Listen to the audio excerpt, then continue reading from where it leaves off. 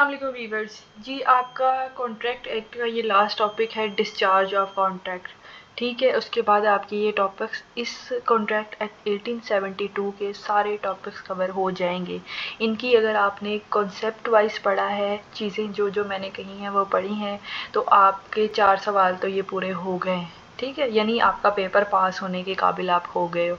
अब आपने एक और सवाल करना है जो कि सेल्स ऑफ गुड्स एक्ट में से है 1930 वाले, वो हम उसको मैं इंशाल्लाह रात को, बेशक मुझे 2 बजे तक जागना पड़े, 3 बजे तक जागना पड़े, लेकिन मैं वो आपके लेक्चर्स अपलोड कर दूँगी ताकि सुबह जब आप उठो तो आपको वो लेक्चर्स मिलें मेरे चैनल पे और आप तैयारी कर सको। फिर आ जाएंगे हम लॉ ऑफ टॉर्ट्स के ऊपर।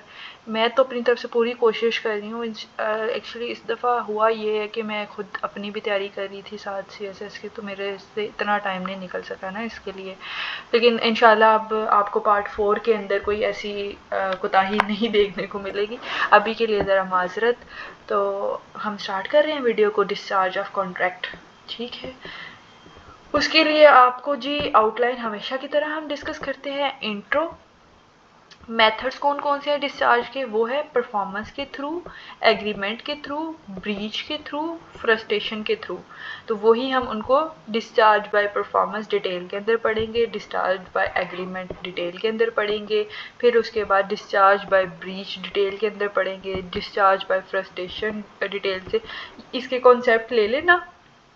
बाकी मैं आपको एक और चीज़, इसके ना पेपर चेकर के ऊपर बहुत वैसे मार्क्स आपके कटेंगे नहीं, लेकिन बहुत अच्छा इंप्रेशन इस केस में पड़ेगा अगर आप इसकी रिलेटिव प्रोविजंस 1872 जो एक्ट है, इसकी जो रिलेटिव प्रोविजंस जो है ना, सेक्शंस वगैरह, वो अगर आप इसके रिलेटेड सिर्फ वो सेक्शंस की हेडिंग दे के, मैंने नोट्स के अंदर लिखना भूल गई हुई हूँ, तो मैं इसलिए आपको फिर भी एक दफ़ा याद करवा देती हूँ कि ये आप गूगल के अंदर कुछ देख के ना, कुछ रिलेटिव प्रोविजंस सेक्शन और उनके आगे से जो प्रोविजंस हैं वो आप देख लेना, और उसको लिख लोगे ना तो चेकर के ऊपर ज़्यादा अच्छा इंप्रेशन पड़ेगा। बाकी अगर आप ये भी कर लेते हो तो इससे भी आप पास हो जाओगे। ठीक है। अच्छा, अभी सबसे पहले डिस्चार्ज ऑफ कॉन्ट्रैक्ट क्या है कि आपकी लीगल ऑब्लिगेशंस अब ख़त्म हो गई हैं। When a contract is discharge, इसका मतलब ये होता है कि जो पार्टीज इस कॉन्ट्रैक्ट के अंदर इन्वॉल्व थी उनको अब अपनी कॉन्ट्रैक्चुअल ड्यूटीज़ परफॉर्म करने की ज़रूरत नहीं है। तो इसकी प्रॉपर डेफिनेशन क्या होगी? Discharge of contract means contract is no longer active or enforceable, यानी वो no longer active or enforceable नहीं रहा है।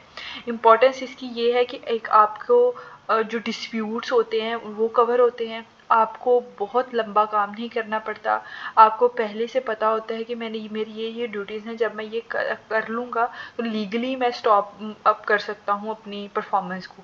ठीक है। मेथड्स इधर आप लोग ना एक इंट्रो ले लो मेथड्स का, जो मैं डिफरेंट बता रही हूँ, फिर इन्हीं को हमने डिटेल के आगे आगे पढ़ना है। ठीक है, इसलिए इसको जो है वो आप लोग तसल्ली से इसकी कॉन्सेप्ट्स क्लियर कर लीजिए। ठीक है, इसको हम कर लेते हैं जी ग्रीन के साथ हाईलाइट। पहला है परफॉर्मेंस, यानी this occur when both parties fulfil their promises as per the contract, यानी कॉन्ट्रैक्ट के अंदर जो जो भी बातें हुई थी वो आपने फुलफिल की। एग्रीमेंट आपको इसलिए इधर से डिटेल में बता रही क्योंकि ये बड़ी बड़ी डिटेल में आगे आप लोगों ने स्कूल से पढ़ लेना। एग्रीमेंट ये है कि दोनों ने एग्री किया कि अब हमें इस कॉन्ट्रैक्ट को ख़त्म कर लेना चाहिए। ठीक है। ब्रीच ये है कि जब एक पार्टी कोई अपनी फंक्शंस प्रोवाइड नहीं कर रही है, परफॉर्म नहीं कर रही है, अपनी ड्यूटीज़ को टाइम पर परफॉर्म नहीं कर रही है, तो वो फेल कर जाती है उसको प्रॉपर परफॉर्म करने में उसका पार्ट। फ्रस्ट्रेशन क्या होते हैं कि this occur when an unseen event makes it impossible to perform the, जैसे आपने होता है कि लोग जो है वो हाल बुक कराते हैं शादी से पहले, और बाज़ औक़ात हाल में आग लग जाती है या फिर कोई ऐसा इशू होता है जिसकी वजह से आप उधर अपना वो फंक्शन परफॉर्म नहीं कर सकते हो, तो ये बेसिकली फ्रस्ट्रेशन में आ जाता है। अब हमने करना है इनको डिटेल के अंदर। ठीक है। डिस्चार्ज बाय परफॉर्मेंस, ये आपके पास थर्ड आउटलाइन है। डिस्चार्ज बाय परफॉर्मेंस क्या हुआ? जब दोनों पार्टीज़ ने अपनी अपनी ड्यूटीज़ को as per time, as per contract आपने पूरी की, और उसके बाद वो कॉन्ट्रैक्ट अब हो गया ख़त्म। इसमें आपकी टाइप्स आ जाती है, कंप्लीट परफॉर्मेंस होती है, सब्सटेंशियल परफॉर्मेंस होती है। मैं इसको ज़रा ब्लू के साथ हाईलाइट कर देती हूँ। एक होती है आपके पास कंप्लीट परफॉर्मेंस, एक होती है आपके पास सब्सटेंशियल परफॉर्मेंस। ठीक है। फिर उसके बाद performance of a condition president, ये आपके पास हैं। आगे परफॉर्मेंस की आगे मजीद आपने ये बात की है। कंप्लीट परफॉर्मेंस क्या होती है? जब सारी टर्म्स और कंडीशंस कॉन्ट्रैक्ट की पूरी हो जाती हैं दोनों पार्टी ने।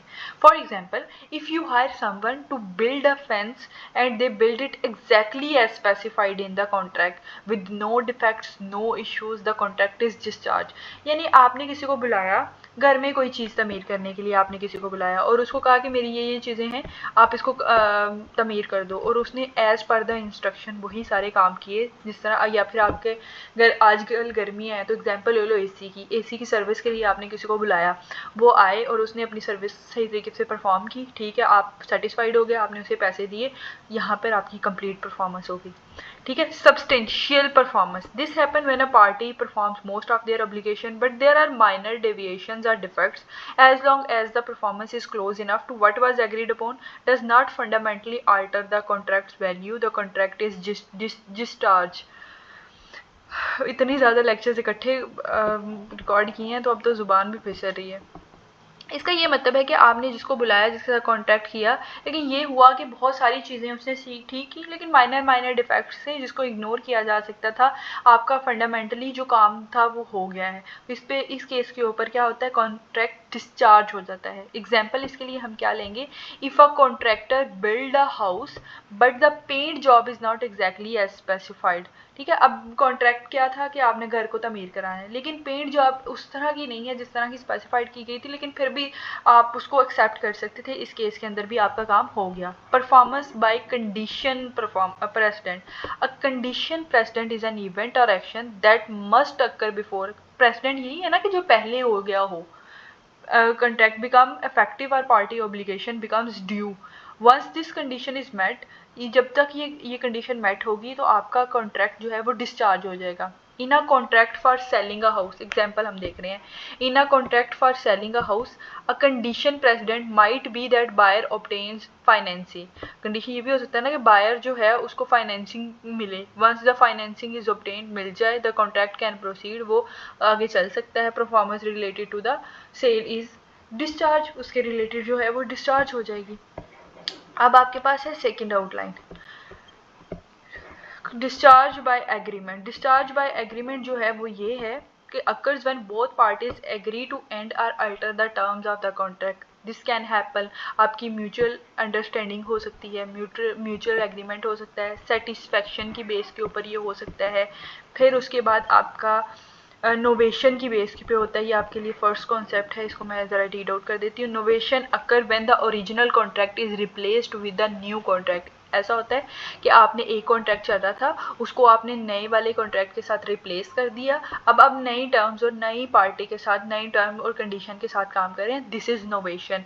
If a contractor transfer their obligation to another contractor and other party agrees to the new contractor. For example, आपने ये कॉन्ट्रैक्टर के साथ साइन किया था, उसने अपना कॉन्ट्रैक्ट एक दूसरे बंदे के साथ शिफ्ट कर दिया और उसको कह दिया कि अब आप इससे नेगोशिएट कर सकते हैं और आपको भी इससे भी अगर कोई इशू नहीं है, तो दिस इज नोवेशन। ठीक है।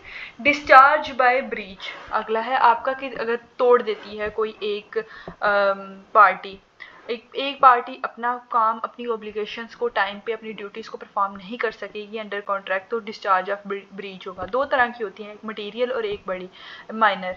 मटेरियल होता है कि कोई बड़ा ऐसा फंडामेंटली उसने वायलेशन की है कॉन्ट्रैक्ट की, जिसकी वजह से जो कॉन्ट्रैक्ट का कोर पर्पस था वही इफेक्ट हो गया, तो फिर वो मटेरियल है। माइनर ये है कि कोई छोटे मोटे डिफेक्ट्स हो गए हैं, वो उसका कोई ज़्यादा इफेक्ट नहीं पड़ता।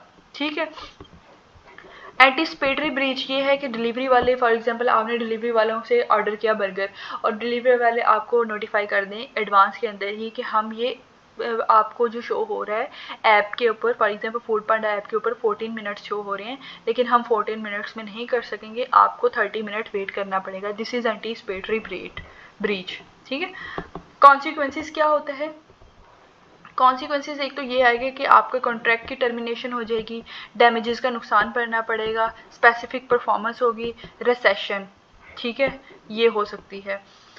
अब आपके पास discharge by frustration last one है। इसके अंदर ये होगा कि जब एक, मैंने स्टार्ट के अंदर भी, एक अनफोर्सीन इवेंट होता है जो आपका आगे कॉन्ट्रैक्ट चलने ही नहीं दे सकता, वो आपका डिस्चार्ज ऑफ बाय फ्रस्ट्रेशन हो जाता है। टाइप्स इसके लिए क्या होता है कि ऐसा इवेंट हो जाता है कि आपका कॉन्ट्रैक्ट पॉसिबल ही नहीं होता कि पूरा हो सके, इलीगैलिटी आ जाती है, कमर्शियल इम्पॉसिबिलिटी उसमें आ सकती है। मैंने एग्जांपल आपको हॉल और वेन्यू की दी थी, वो इधर आप दोबारा से इस्तेमाल कर सकते हैं। प्रैक्टिकल कंसिडरेशन लास्ट आउटलाइन है, इसको डिस्कस कर लेते हैं। सबसे पहली बात, आपने डॉक्यूमेंट्स की परफॉर्मेंस की प्रॉपर डॉक्यूमेंटेशन करनी है, यानी आपने रिकॉर्ड्स रखने हैं, आपने कंप्लीशन को वेरीफाई करने हैं, जितनी कन्फर्मेशन है आपने उन्हें देखना है, फोटोग्राफ रिपोर्ट्स वगैरह देखनी है।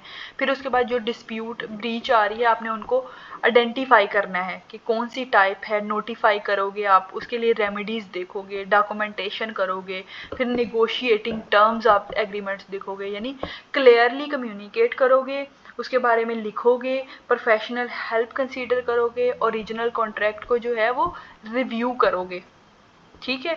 और फिर accessing frustration, evaluate the event, आप डिटरमिन करोगे if the event can cause frustration और not, check contract clauses, contract को रिव्यू करोगे, लीगल एडवाइस को सीक करोगे, और फिर उसके बाद document the impact, record how the event affect the contract performance, उसके बारे में प्रॉपर आप डिटेलिंग के अंदर जो है वो लिखोगे। देन एट द एंड आप कंक्लूजन लिख लोगे, वो मैं हमेशा की तरह कहती हूँ आप खुद से लिखो, ठीक है। आई होप यहाँ पर आपको चीज़ें कवर हो गई हैं, जो जो चीज़ें इंपॉर्टेंट थी। तो जो मैंने आपको कहा है ना रिलेटिव प्रोविजंस के लिए, वो भी आप ज़रूर देख लीजिए, अपनी बुक्स में से देख लें, नोट्स में से देख लें, कहीं और से, तो वो लिख ज़रूर लीजिएगा दूसरी आउटलाइन के अंदर।